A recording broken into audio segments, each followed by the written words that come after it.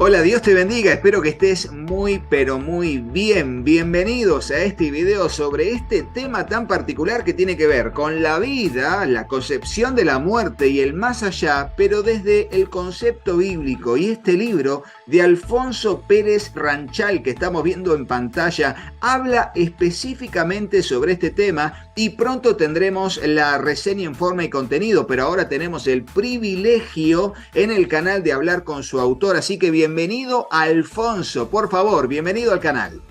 Muchas gracias. Encantado de poder estar aquí contigo y poder charlar sobre todos estos temas. Excelente, bueno, y aquí lo que vamos a abordar es justamente este tema, ¿no? El tema de la vida, de la muerte sobre todo y el más allá, que desde el concepto bíblico hay desde muchos puntos de vista, desde aquí, desde el Antiguo Testamento, del Nuevo Testamento, y cómo se va dando en la revelación escritural aún más luz del tema de la vida, de la muerte sobre todo, y qué tan importante es este libro para nosotros. Por favor, háblenos desde ese punto de vista. Sí, como bien dice, creo que hay que partir de un concepto esencial que solemos utilizar con mucha frecuencia, incluso en charlas y demás, en iglesia y todo eso, que se llama la revelación progresiva. Muchas veces hablamos, bueno, Dios se fue mostrando poco a poco, dio la revelación poco a poco, y en Jesucristo pues tenemos la revelación plena y final de todo lo que es la revelación divina, ¿no? Pero a menudo esta misma revelación progresiva nos la saltamos los mismos creyentes, ¿no? Por esa, supongo que es una especie de automatismo, pero tenemos nosotros mucho conocimiento porque tenemos toda la Biblia, pero muchas veces nos olvidamos cuál era ese conocimiento sobre algunos temas que tenían algunos de los protagonistas de la Escritura, ¿no? Por ejemplo, Abraham, ¿qué sabía en este sentido sobre Jesucristo? Pues la respuesta es que nada, ¿no? Y muchas veces eso incluso nos puede chocar, ¿no? Porque nosotros decimos, o cuando presentamos las buenas nuevas, ¿no? Hay que reconocer al Señor Jesucristo como tu Señor y Salvador para ser salvo. Si no, no puedes ser salvo. Sin embargo, en el Antiguo Testamento no vemos esta clase de declaraciones por cuanto ellos no entienden, no saben quién es Jesús, ¿no? Y lo mismo pasa con estos temas de la Biblia, de la vida, la muerte y el más allá. Y es que, como nosotros ya lo tenemos todo, tenemos nuestra Biblia al completo, entonces la abrimos y vemos y decimos, no sé, la parábola del rico y Lázaro, ¿no? Pues ve allí al rico y Lázaro que cada uno va a un destino precisamente por lo que han hecho y lo vemos con una total claridad. Cada uno va a pagar dependiendo de lo que hizo y sencillamente corremos con nuestras páginas de las Escrituras, pero se da el caso de que esta misma concesión o esta misma información, si te la llevas para atrás, resulta de que en la Biblia o los autores o los protagonistas de la Escritura no la tienen, no tienen esa información. Nosotros sí que somos unos privilegiados, ¿no? Entonces nos llevamos la idea, en este caso, del cielo, del infierno, de la retribución en el más allá, y con esa misma idea, pues bueno, vamos al Antiguo Testamento y vemos a Abraham, o cuando mueren los patriarcas, y decimos, bueno, los patriarcas eran hombres de Dios, se van al cielo, obvio, ¿no? Y cuando vemos los impíos egipcios, por ejemplo, ¿no?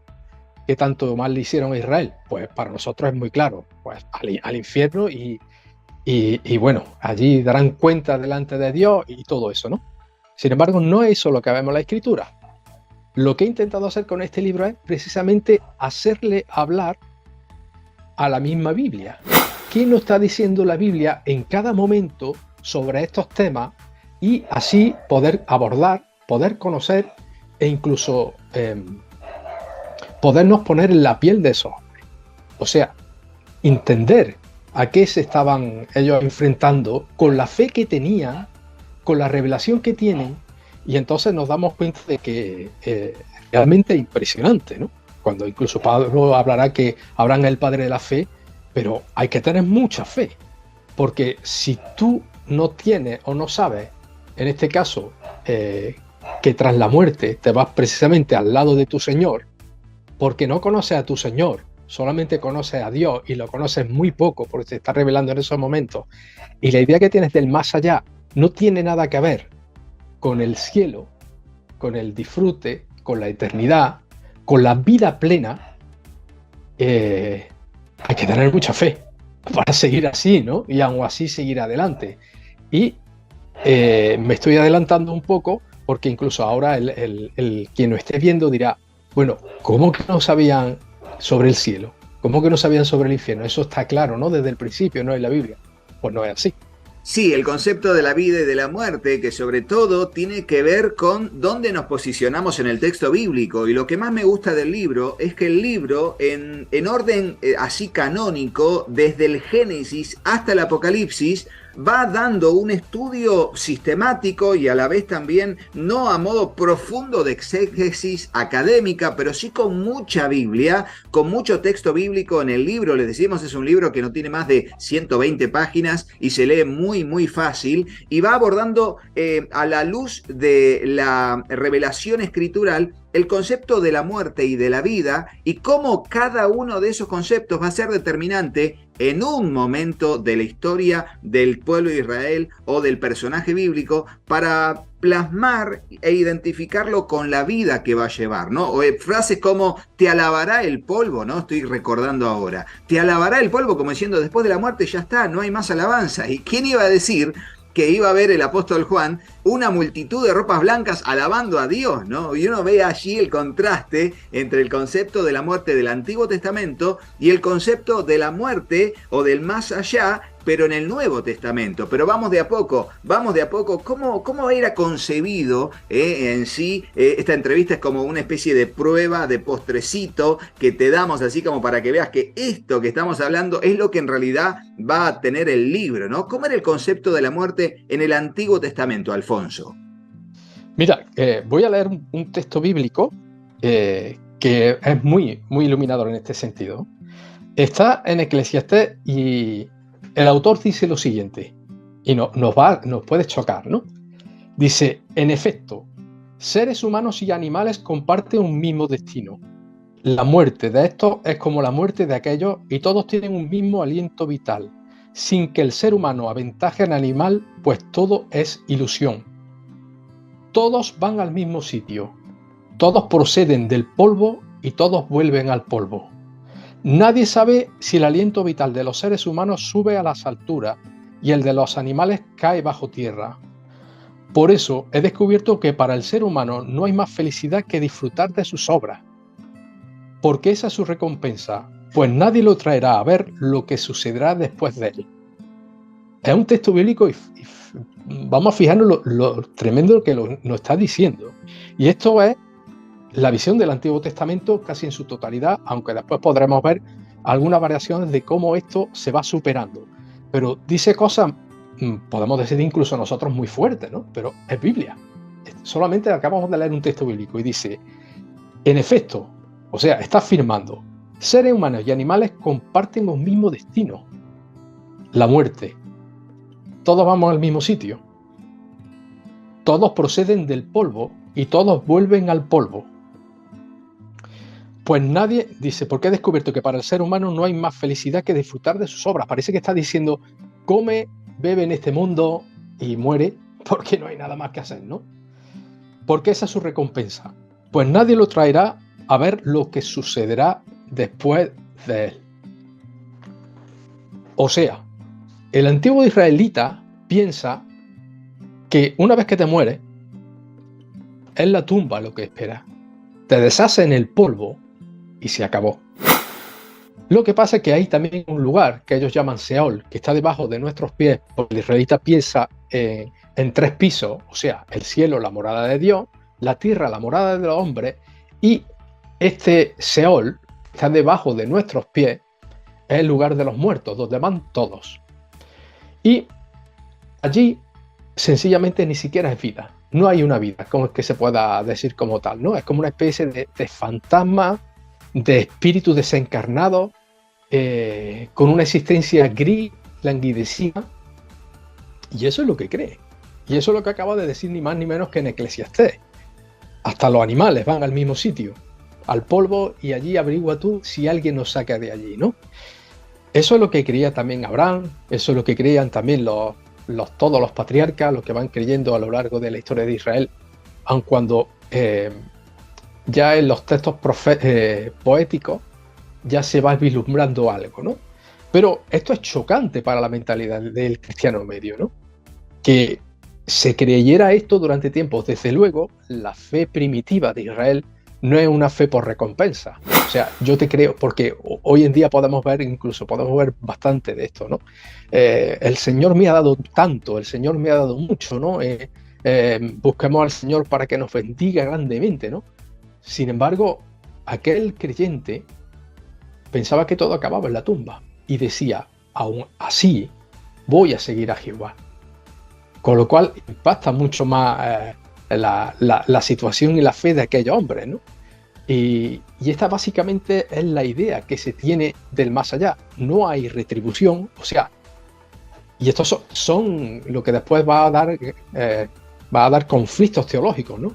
Si el malo va al Seol, si el bueno va al Seol, si ambos van al sitio y ambos tienen el mismo destino, ¿qué sentido tiene el bien y el mal, ¿no? Eso se lo van a estar reflexionando posteriormente, ¿no? Pero ahora, en principio, lo que tenemos, todos los patriarcas, todo lo que es la historia israelita en el desierto, es una misma, es esa idea del más allá lo que hay. Un más allá que parece tan lejano y tan oscuro que en el más acá se tiene esa concepción de que hay que disfrutar todo acá porque luego no hay nada, ¿no?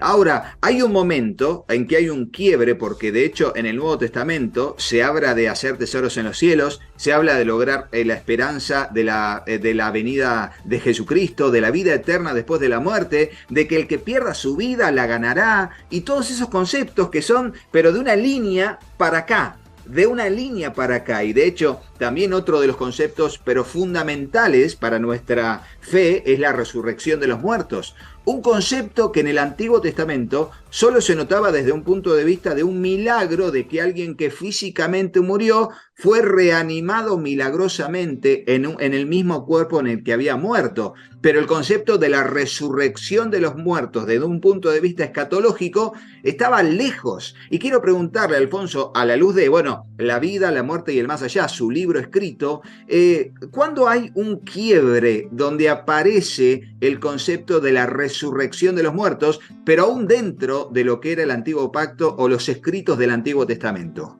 Van a ver, en Israel la revelación muchas veces está en tiempos de crisis, de tremendas crisis, porque si este era el concepto de la vida del más allá, resulta, como también el mismo texto que hemos leído anteriormente, que todo debería de estar, todo debe de enfocarse en el más acá, o sea, en esta tierra. Por eso la idea de familia, la idea de clan, la idea de tribus de Israel es tan importante. ¿Por qué? Porque el nombre se va dando o se va preservando en el tiempo precisamente con la descendencia.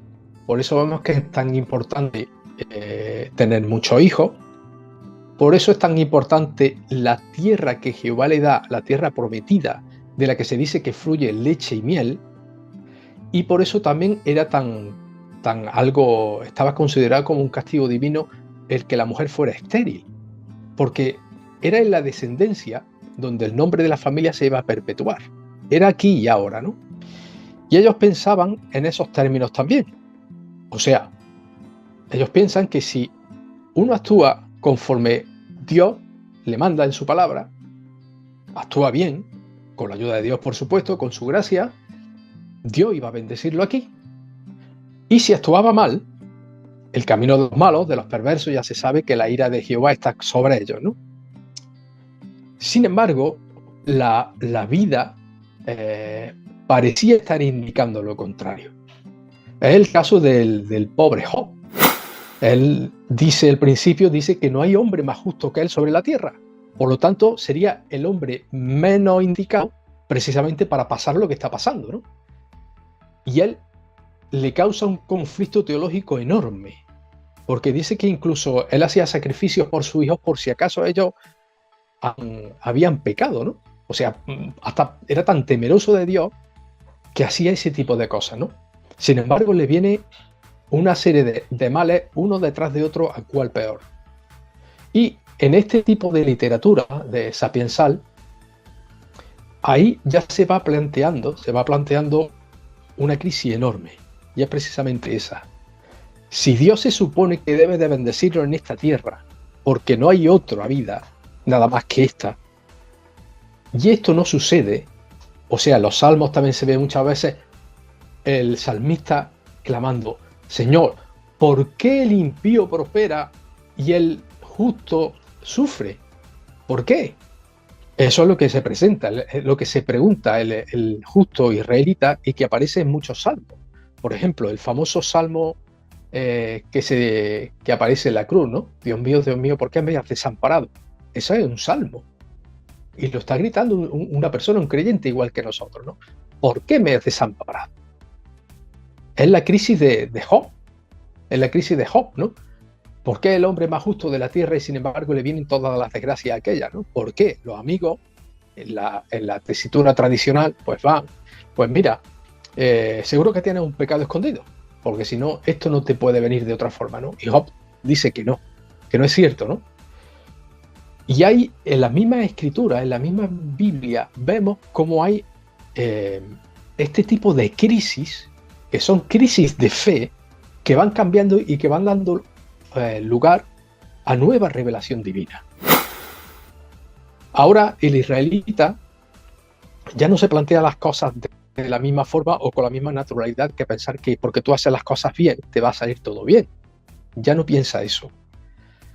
Y ahora empieza a clamar a Dios también. Señor, si todos tenemos un mismo destino en el Seol, si lo único que podemos esperar es en esta vida tu mano y tu bendición, tampoco aquí, tampoco, Señor, entonces clama el salmista y dice, Señor, ¿por qué me has abandonado? ¿Por qué me has desamparado? Nosotros vamos muy rápidamente y decimos, bueno, no lo ha desamparado, ¿no? Dios está con él, pero él se está sintiendo roto. Y nosotros usamos ventaja porque tenemos la revelación plena y sabemos lo que hay detrás. Pero él sigue creyendo que después de esta vida tampoco hay nada. Si en esta vida, después de esta vida no hay nada, y solamente puede esperar sufrimiento en la presente, es dura la fe. ¿Qué tipo de fe, no? Tenemos ahí. Y yo me hacía alguna vez la pregunta, ¿no? Cuando estaba haciendo el libro, ¿seguiría todavía a Dios? O sea, un Dios que creo que es el responsable de mi mal, porque se supone que haciendo el bien Él me tiene que bendecir, que no puedo esperar nada después de esta vida, y aún así me llena de males. La tesitura es seria, ¿no? Es seria, ¿no? Y hay un siguiente paso que será clave, y será cuando los reinos de Israel caigan. Se divide el reino, cae el reino del norte, pero lo que será un auténtico shock increíble será la caída del reino del sur, que es Judá, que es donde está el templo, porque a la misma vez se supone que el templo es donde está la presencia de Dios. Entonces, ahí va a haber un golpe muy grande, un golpe muy serio, y se van a replantear de nuevo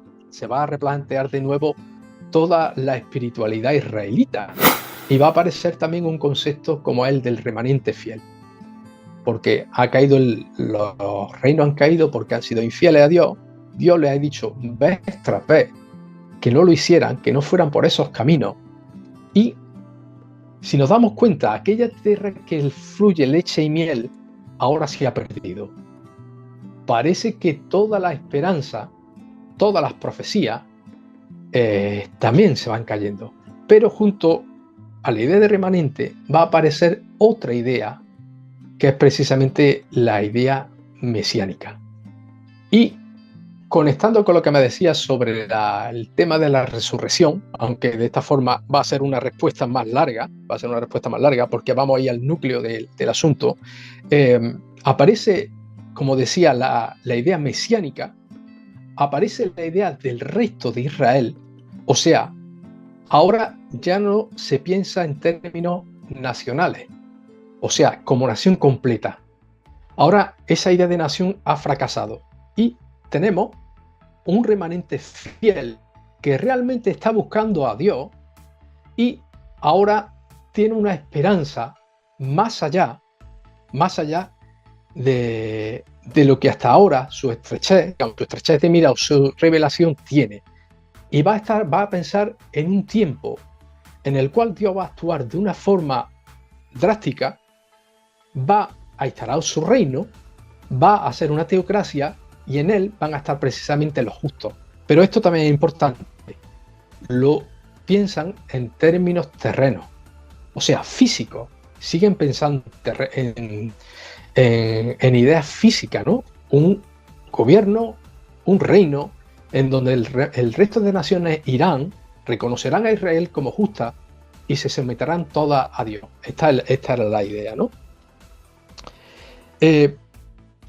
Pero como nuestro tema es de la muerte y el más allá, también junto a esta idea se van dando otras como cierta esperanza. O sea, ¿por qué? Porque el Seol también marcaba un límite a Dios mismo.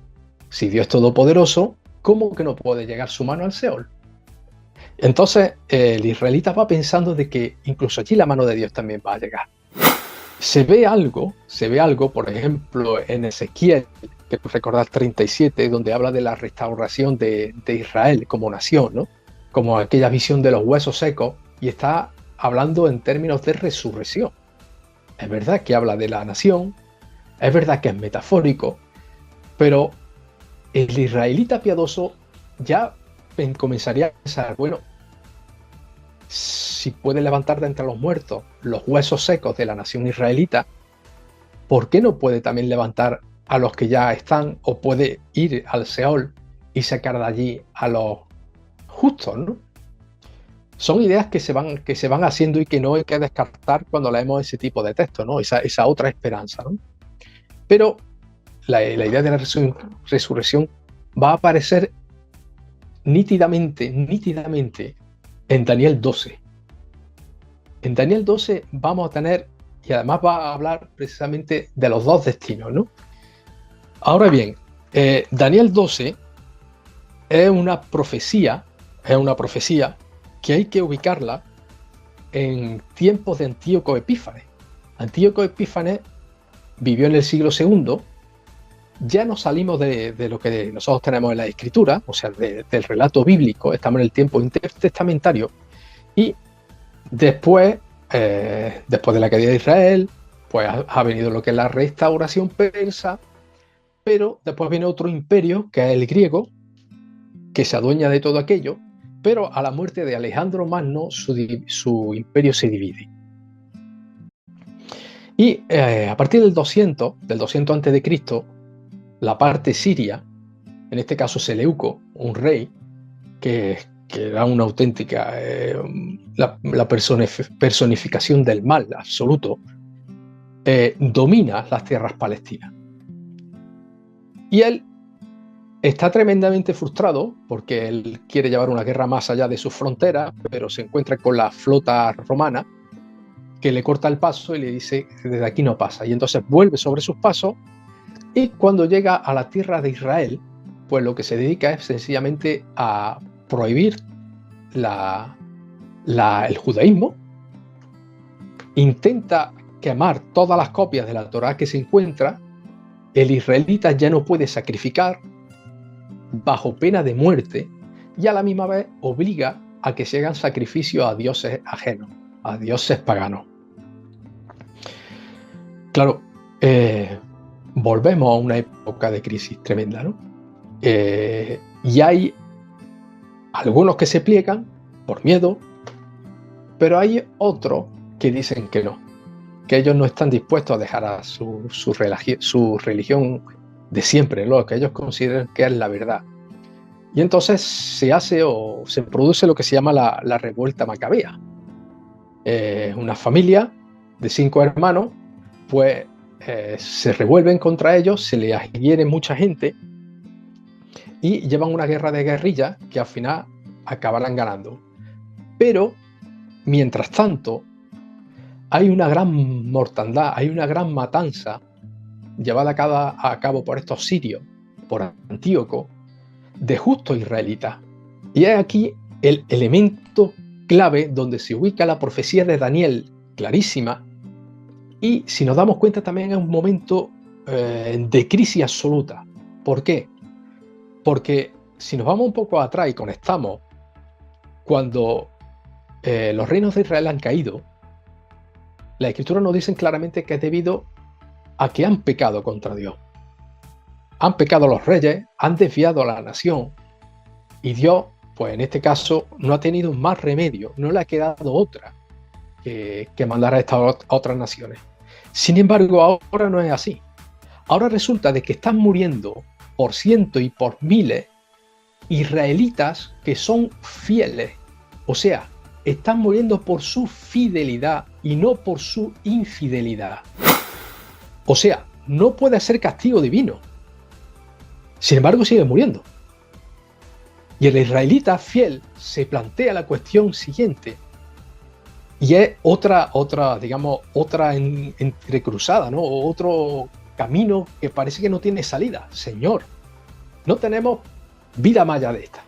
No conocemos nada más que el sufrimiento en esta vida. Podemos entender que tú castigas a tu pueblo porque él se desvía, se desvía tras otros dioses y está actuando mal. Pero Señor, ¿por qué nos castiga ahora cuando nosotros queremos serte fieles? O sea, no estamos renunciando a la religión tuya, no estamos renunciando al judaísmo, queremos seguir haciendo tu sacrificio, queremos seguir practicando la Torá, queremos seguir adelante. Sin embargo, estamos muriendo por cientos y por miles. ¿Por qué? Y entonces ahora se abre una profecía que dice lo siguiente, que es la de Daniel. En aquel tiempo se levantará Miguel, el gran príncipe que vela sobre los hijos de tu pueblo. Será un tiempo de angustia, que es esta angustia que estamos hablando, cual nunca hubo desde que existen las naciones hasta entonces.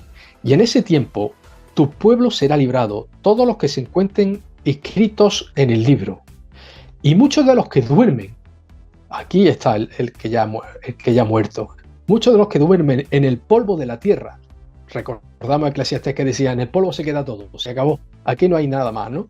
Dice, y muchos de los que duermen en el polvo de la tierra despertarán, unos para la vida eterna y otros para la ignominia, para el desprecio eterno.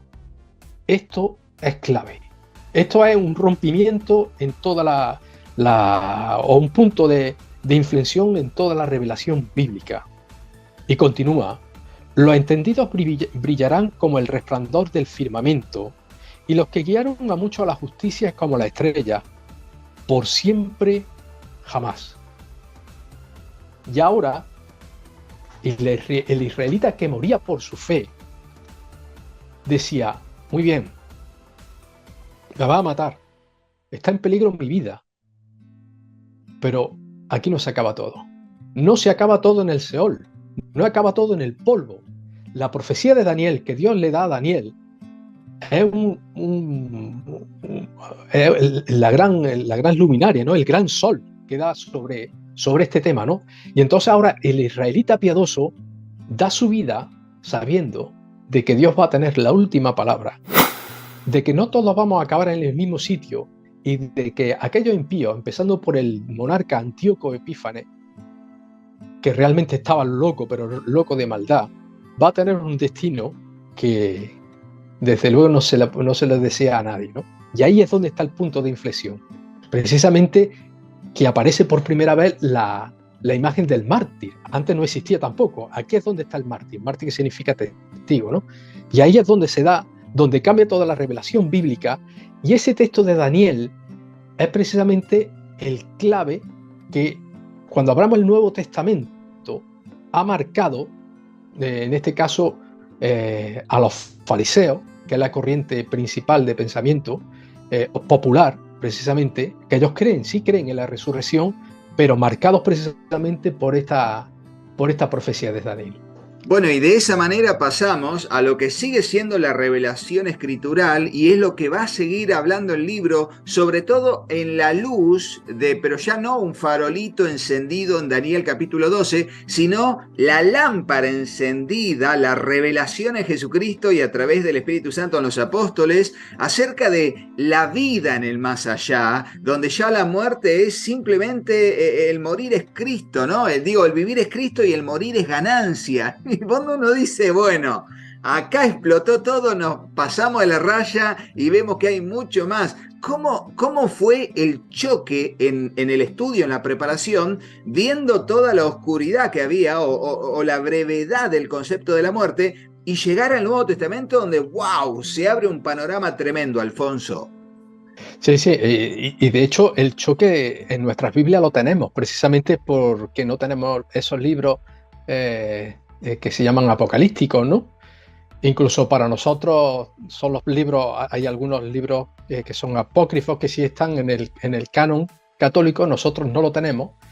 Y realmente muchas veces no nos damos cuenta, pero hay un choque real, como tú mismo estás diciendo, ¿no? Porque de todo eso que hemos hablado, a de pronto abrir el Nuevo Testamento y el que se llama el versículo más famoso de la Biblia, ¿no? Que le llama, ¿no? Juan 3:16. Dice, porque de tal manera amó Dios al mundo que ha dado a su Hijo unigénito para que a todo aquel que en él crea no se pierda, mas tenga vida eterna. Ese concepto, vida eterna, ¿no? Tienes que buscarlo muy poquito en el antiguo, ¿no? Sin embargo, todo eso se ha desarrollado ya en un tipo de literatura que se llama apocalíptica, que muchas veces es muy fantasiosa, ¿no? Pero como Daniel ha abierto el camino, es un tipo de literatura popular en donde, bueno, el SEO se divide en muchos sitios, hay una serie de cosas, eventos que ocurren en el más allá, otros aquí en la tierra, ahí el Mesías viene antes de que ocurran ciertos eventos, en otros ni siquiera aparece el Mesías. Es popular y ese es el ambiente en el cual Jesús de pronto aparece en los evangelios, ¿no?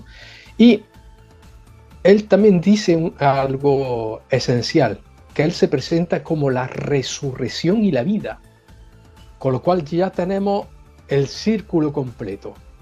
Si Daniel estaba hablando de lo que estaba hablando, de una resurrección real para justo e injusto, diferenciando los destinos de cada uno y donde tendrán que pagar cada uno por lo que hayan hecho mientras estuvieran aquí, y ahora resulta de Jesús, dice, yo soy la resurrección y la vida. O sea, si queremos saber qué es la verdadera vida, tenemos que mirar a Jesús. Si queremos saber qué va a significar la vida tras esta vida, seguiremos viendo a Jesús, tendremos que seguir viendo a Jesús. Pero él hace algo enorme y que también podría pasársenos desapercibido, y es precisamente este concepto de vida. Jesús, por ejemplo, se rodea de niños. Esto, muy espiritual, muchas veces no parece. El primer milagro que él hace, lo hace convirtiendo el agua en vino. Y precisamente para ir de fiesta a una boda. ¿Qué significa todo esto? Que Jesús se rodea de sus amigos, son sus discípulos, pero también son sus amigos. A él le gusta estar al lado de los suyos. Es alguien familiar, es alguien que comparte, incluso llega a ser una cosa, dice muchas, ¿no? Pero esta también es tremenda, dice, los lirios del campo, ni Salomón con todo ese, con su esplendor se vistió como ellos. O sea, para Jesús, la vida es precisamente esa, todo. El compartir con tus amigos, el estar al lado de tus compañeros, el estar con tu hermano en la fe, el disfrutar de esta vida, la naturaleza, es ahí donde Dios se está revelando. ¿Y qué es lo que hace Jesucristo? Pues sencillamente santifica la vida. Muchas veces los cristianos la hemos parcelado y hemos dicho, no, esto es del mundo, esto es de Dios, aquello no lo haga, esto es santo, esto es pecado, eso no lo hace Jesús.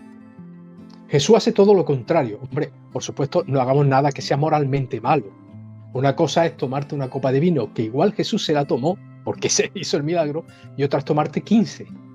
Pues entonces ya has caído en la alcoholemia, ¿no? Pero él está de fiesta, él está de boda, él le gusta reírse, reír con los suyos, y él está santificando la vida porque Jesús la reclama para sí. Él dice, esta vida es de mi Padre que la creó. Porque muchas veces nosotros podemos renunciar a esta vida, ¿no?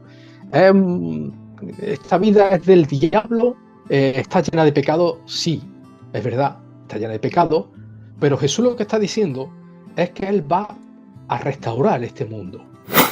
Este mundo sigue siendo un Edén caído, y Él, en el Apocalipsis, dice que habrá cielos nuevos y tierra nueva, y la Jerusalén celestial se conectará con este mundo. No dice, voy a destruirlo todo, se acabó, nos vamos todos los creyentes al cielo conmigo, y allí vamos a tener otra existencia. No. Él dice que lo va a renovar.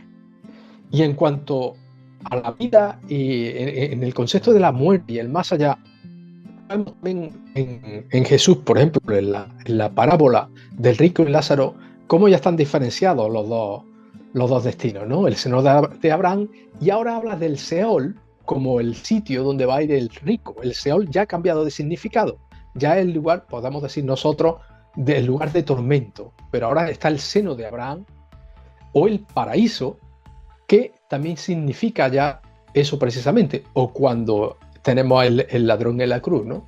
Le dice Jesús, te digo que hoy estarás conmigo en el paraíso. ¡Oh, qué maravilla! Hoy estaremos en el mismo momento, y qué maravilla de saber eso.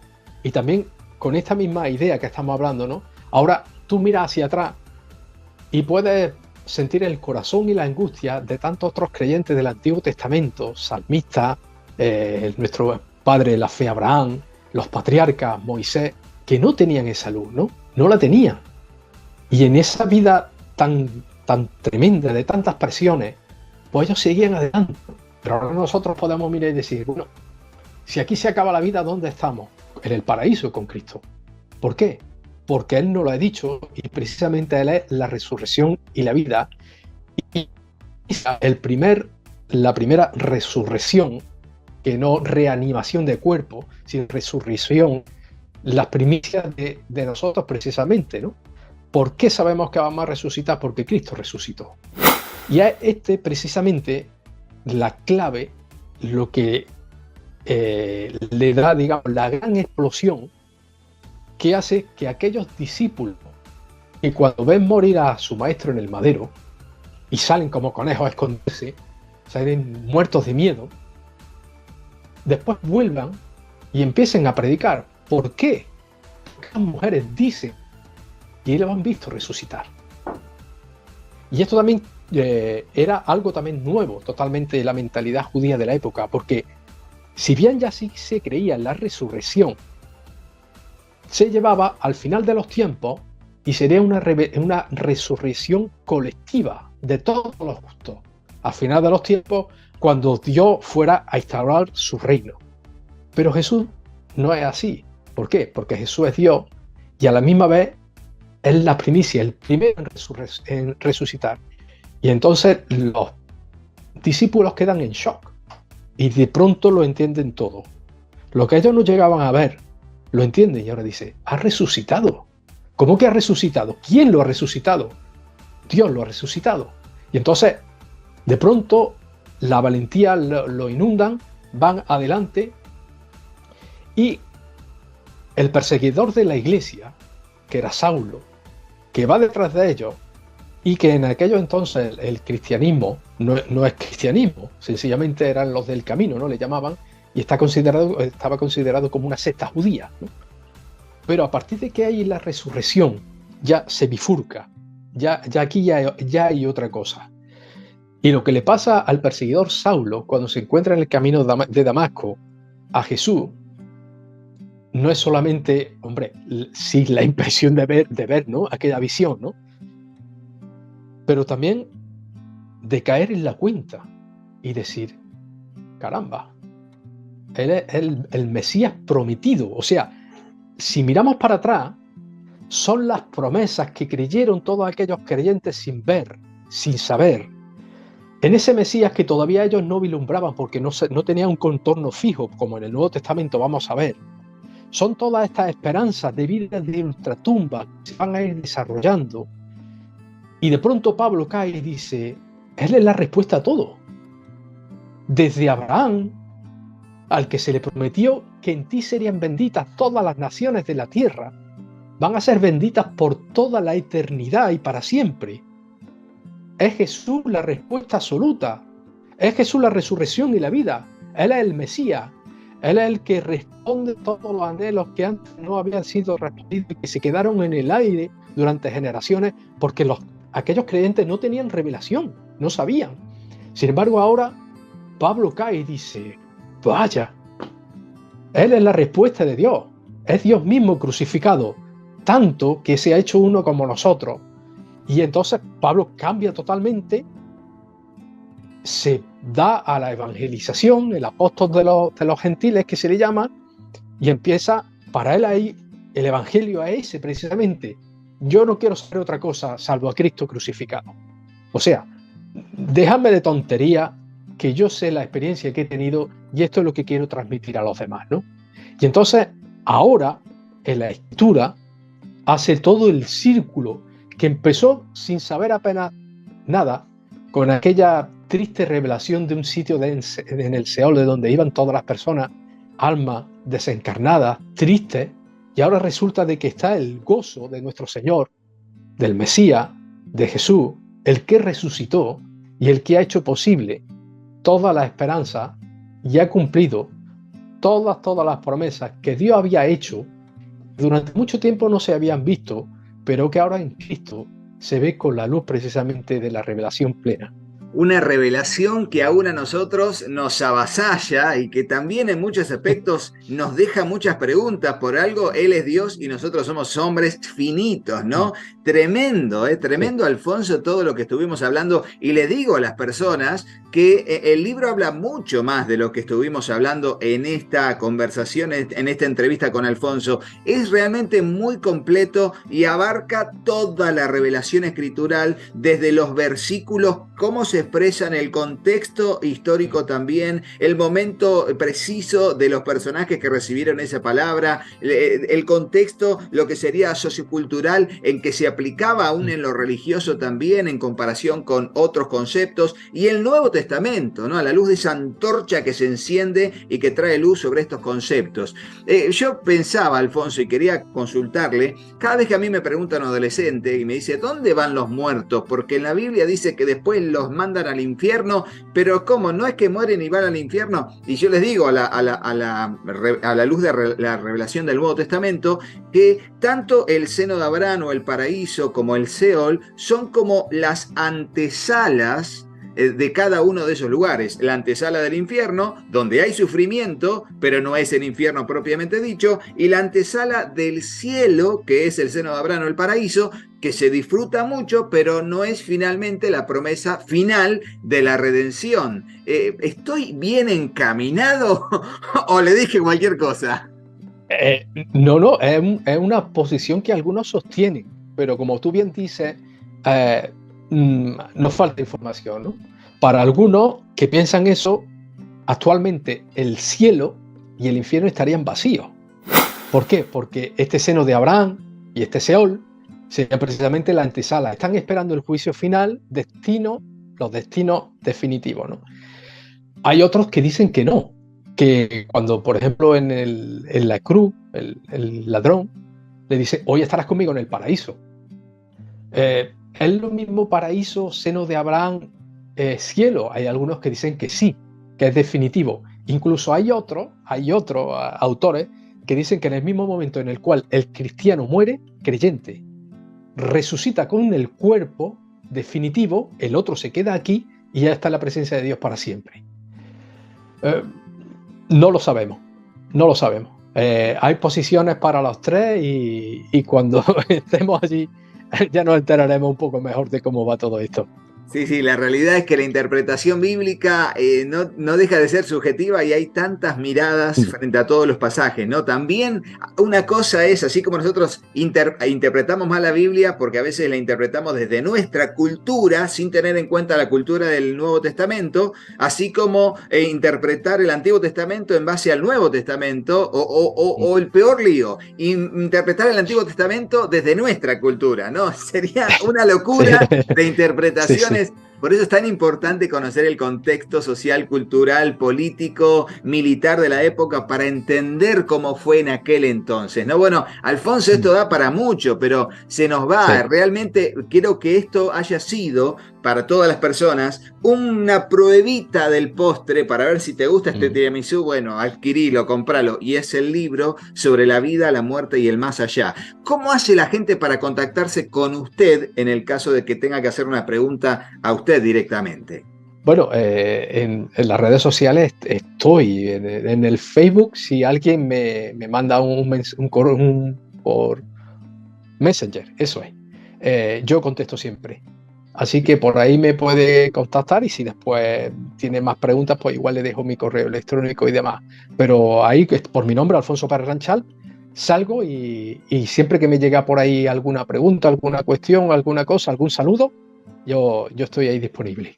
Muy bien, muchas gracias a Alfonso Pérez Ranchal por este tiempo dispensado. Espero que haya sido de bendición y de edificación para sus vidas. Recordamos que para hacer la compra del libro podés utilizar múltiples medios, pero lo que más te recomendamos es el sitio de CLIE.es, porque allí tenemos el cupón de descuento COMRODO. Sí, totalmente. Antes de hacer tu final pago, ahí pones el código de descuento, tenés que sumar $30 para que se active el cupón y allí tenés un descuento en tu compra y a la vez de la misma manera bendecís al canal, a nuestra familia, a nuestro ministerio con tu compra online en CLIE.es. De paso, le agradecemos a todos los que ya han hecho múltiples compras y que siguen haciéndolo no solamente para tener el material, sino para bendecirnos a nosotros. Muchísimas gracias.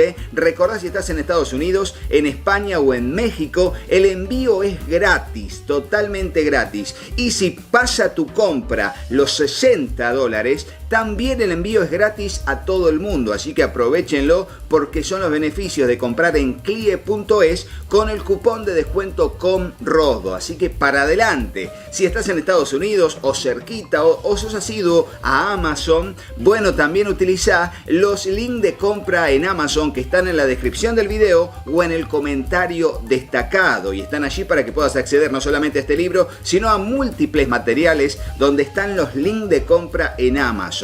Si querés comunicarte con nosotros, comunicate al número que figura en pantalla y voy a estar aquí para atenderte con responsabilidad, como ya decenas y decenas y decenas de hermanos y hermanas se han comunicado. ¿Y por qué? Porque estamos haciendo envíos por DHL a todo el mundo. Sí, totalmente. DHL nos ha dado gratificaciones, llega en tiempo y forma y de una manera muy pero muy efectiva. Espero que te haya gustado este video sobre la entrevista de este autor, Alfonso Pérez Ranchal, sobre su libro La vida, la muerte y el más allá, Pero no te vayas de este video sin hacerle caso a mis hijos.